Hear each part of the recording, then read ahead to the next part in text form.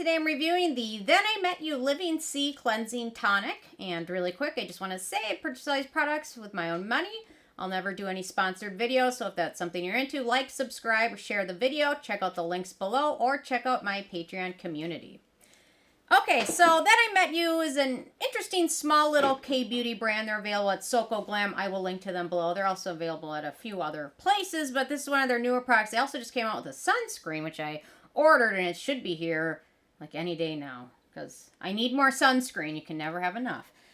Anyway, so, okay, and the sunscreen's fragrance-free, so I'm really excited about it. So, okay, so they say this refreshing multitasking cleansing toner hydrates while it cleanses, micro-emulsifies makeup, and removes impurities with nourishing ingredients that won't strip away your skin's natural moisture. Powered by 86% deep sea water, sourced from Quinoa, Korea, and formulated with a blend of papaya enzymes, licorice roots, sea berry, and persimmon extract.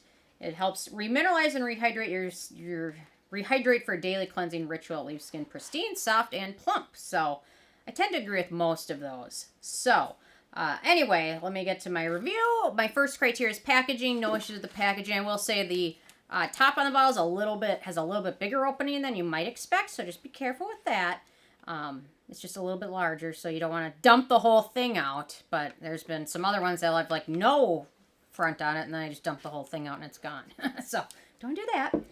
In terms of denatured or drying types of alcohol, it does not contain any of those. It does contain witch hazel, which is typically fermented with alcohol, so there might be a small amount of it in here, but anyway, keep that in mind. It can also be an antioxidant too. So in terms of fragrance, there's no fragrance, no scent, no fragrance ingredients, so nothing much to be concerned about there.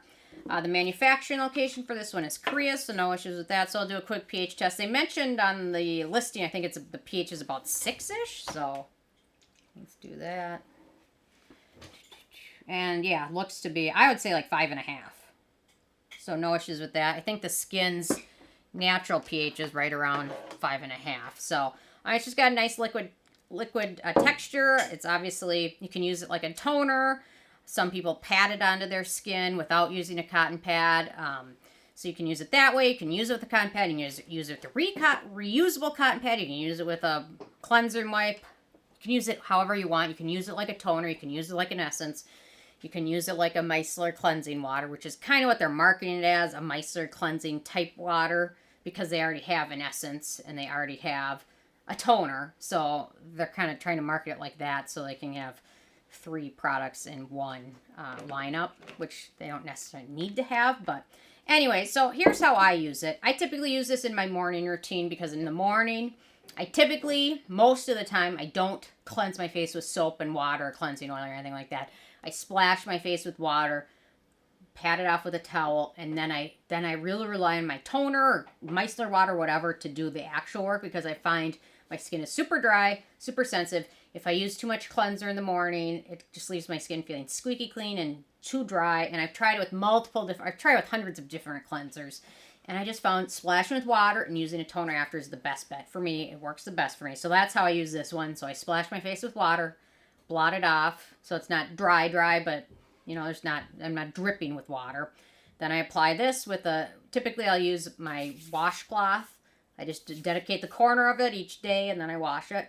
And use it that way, and it seems to work well. And then my face is cleansed. There's, no leftover products or anything, and I'm good to go onto serums and sunscreen and everything like that, and it works great that way. So that's typically how I use it. You can certainly use it in the morning, in the evening. You can use it like a toner. You can use it like a micellar water. If you're using this as your main ingredient to remove your makeup and you're not really using anything else, I do recommend rinsing your face a little bit with water afterwards just to remove any residue.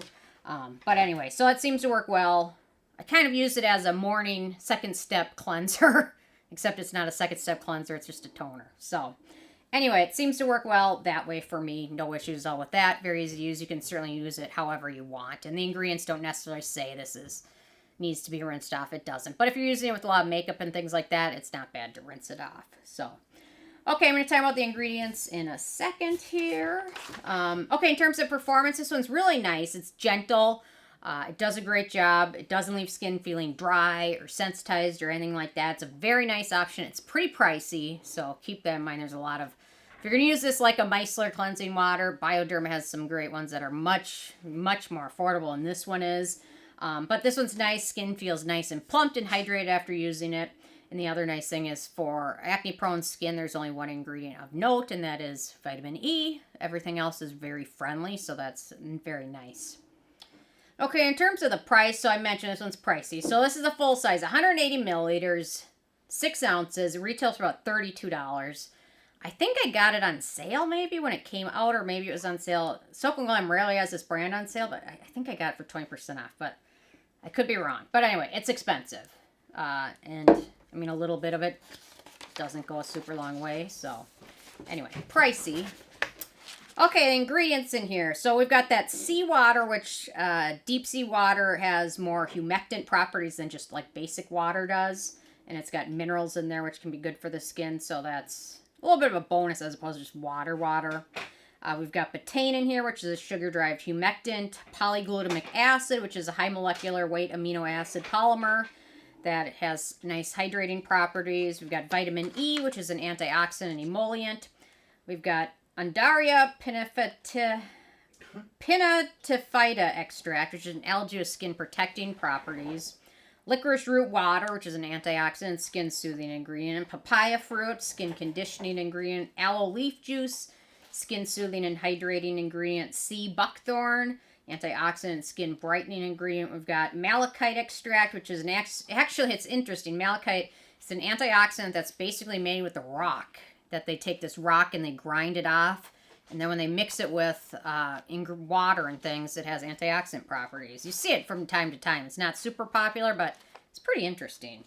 I don't know where they get the malachite from, but I wish I had malachite in my dirt, because then I could make products with it. Okay, anyway, whatever. We've got quinoa extract, which is skin conditioning ingredient. Licorice root extract, antioxidant, skin soothing and brightening. Japanese persimmon fruit, which is an antioxidant ingredient rich in polyphenols.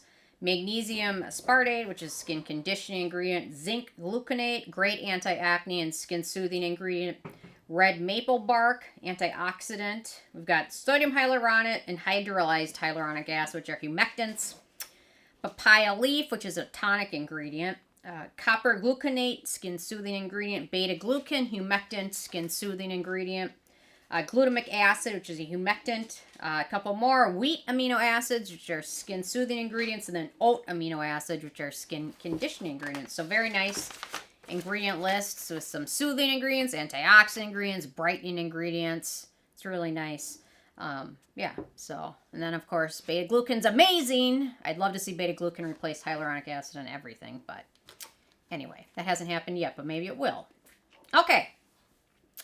In terms of the it factor at this one, it's a very nice product. It's great. It is expensive, but it is very nice and feels nice and feels luxe and everything like that. There's no real dupes for this one. Some products have a lot of very similar products, and some products don't, and this one doesn't really have any super close dupes. It does have a few alternatives. The Isntree Hyaluronic Acid Plus Toner, the Manufactory Bifida Biome Toner, the Rovectin Skin Essentials Youth Activating Toner, and the Hero Clear Collective Balancing Toner is probably the most affordable one on that list. So it does have some similar products, but nothing super close in terms of the ingredients.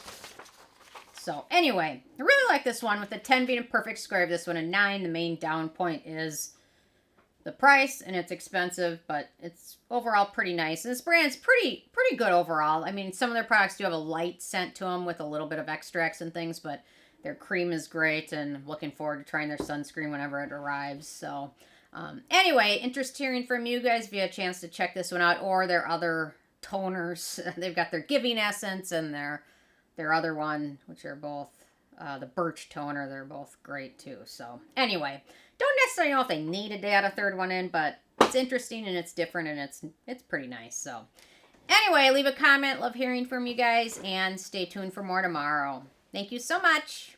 Bye, guys.